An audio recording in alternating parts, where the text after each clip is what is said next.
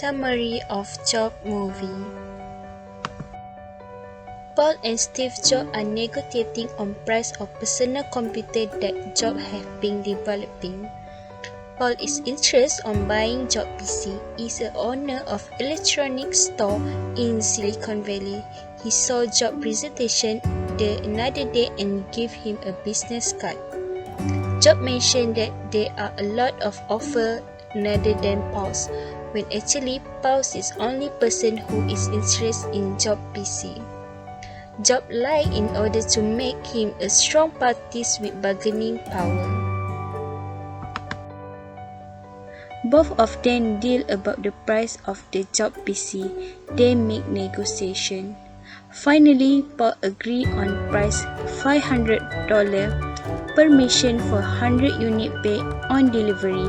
Jobs has 19 days to finish producing his PC and deliver them to Paul's store. Conclusion: Jobs is a good negotiator. He managed to make a deal with Paul at the price of $500. His first order is $400. The price he still is higher than his offer. However, he is also a reckless negotiator because he agreed on getting all the payment on delivery day when actually he got no funds to produce his PC.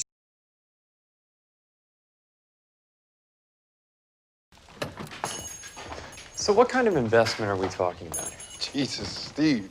I said I was interested, not buying. I know, but you're also not the only interested party.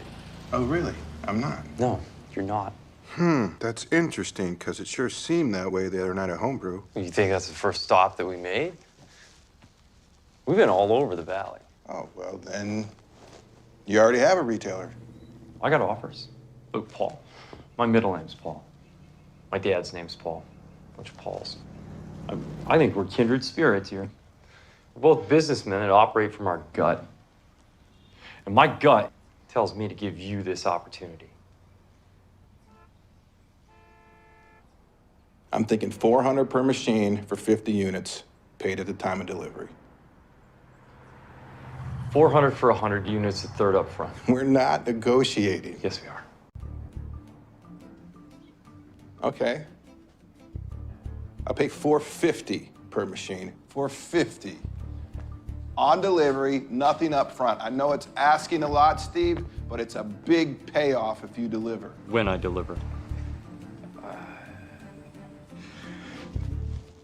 500 per unit, you got a deal. All right. You got 90 days. 5 and 60. Did A or B's opening statements reveal any true interest? Yes. Based on the movie scene, opening statements made by B, Steve Jobs, what kind of investment are we talking about, where he asked Paul once Steve went to his shop. It shows that he had true interest to negotiate on a price with Paul about his personal computer, which had been developed by himself. Meanwhile, Paul's opening statement are, "I was interested, not buying." It indicates that he do not have true interest because he doesn't want to buy. Is A or B share relevant information? Yes, Steve Jobs had shared relevant information where he tried to give Paul some facts. It's to hook Paul with this conversation. Jobs give Paul offering. Paul interested with Jobs' offer. Paul agreed to buy the computer and pay when delivered, which is $400 per machine for 50 units. Then Jobs counter of Paul offer with double up the quantity to 100 units and some money up front. Finally, they get the deal from Jobs' offer. Question 3. What sources of power did each party appear to have? Sources of power. Legitimate power derived from occupying a particular job, office, or position in an organizational hierarchy. Next, expert power derived from having unique in-depth information about a subject. Next, coercive power, which is derived by being able to punish others for not doing what needs to be done. Next, reward power, derived by being able to reward others for doing what needs to be done. And lastly, reverent power, which is derived from the respect or admiration one commands due to attributes such as personality, interpersonal style, integrity, and the like. Question 4. What sources of power did each party appear to use? First, legitimate power. As owner of an electronics store in Silicon Valley, Paul enjoyed unquestioned legitimate power. Second, expert power, which is Paul's success built a tremendous amount of expert power. He was renowned for being able to think of market and products for needs that people didn't even know they had. Third, cohesive power, which is Jobs mentioned that there was a lot of offer other than Paul's, when actually Paul is the only person who is interested in Jobs' PC. Jobs lie in order to make him the strong parties with high bargaining power. In this case, Jobs has no partner. Fourth, reward power. As one of the richest individuals in the United States, Jobs reward power both within and outside Apple. He also reward individuals and his time and attention. Besides that, Jobs is a good negotiator. He managed to make a deal with Paul and at a price of $500. His first order is $400. The price he deals is higher than his first offer. 5. Referent power. But at the same time, he inspired astounding effort and creativity from his people.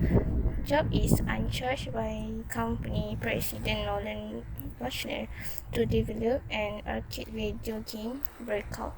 Since Paul imbues employees we made them to that they are working on the greatest product in the world. Question 5. Did either party try to exploit weaknesses of the another party? The answer is yes. In that same job has lie Paul that many interest in buying job PC rather than Paul, but actually none. Only Paul interest on job PC. Paul feel lucky because Job has chosen him as first customer. Paul could not pass up this opportunity, so Paul had to try an offer of Job. In this situation, it showed that Job tried to exploit the weaknesses of Paul. Next, what strategy was each party using?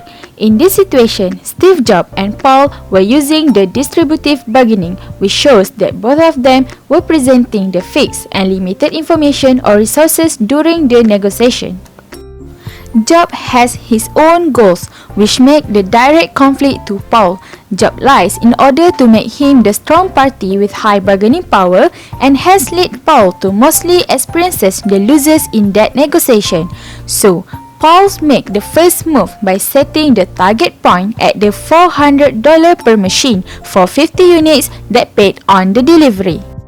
But Jobs has countered that target point by setting the resistance point at $400 per machine for 100 units and can be paid for 3 times. Even though Paul claims that they were not in negotiation, Jobs still countered the situation because Paul is the only party who is interested with his good. Paul still interested with the goods and then he made the second offer with a new price. So at the settlement point, they both agreed on the price at $500 per machine for 100 units and paid on the delivery, which the value is better than resistance point. They also agreed that Jobs must deliver the goods to Paul within 90 days. Next, did either party seek to understand and respect the interests of the other? In my opinion, Paul does not seek to understand and respect Job's interests. This is because to confirming that the goods will be produced and delivered to him, he still has to make a payment for that goods, either half or quarters from the value stated. Even though Job very interested to sell the goods to him, he must also to understand or respect the current situation from Job's side. Did either party help to develop new options? The answer is yes. Both of parties are negotiating and develop new options until both of them testify. At first, Paul's first order is $400 per machine for 50 units paid on delivery. Then Job's counteroffer is $400 for 100 units paid a third in advance. Then Paul's second offer is $450 per machine for 100 units paid on delivery. Jobs offer $500 per machine for 100 units. And finally, Paul agreed on the price $500 per machine for 100 units paid on delivery. Jobs have 90 days to finish producing this PC and deliver them to Paul's store. Did either party emphasize the relationship as much as the settlement? Yes, they emphasize the relationship as much as the settlement as business partner. In other words, they have the same mindset in business that can be shared and know each other's interests.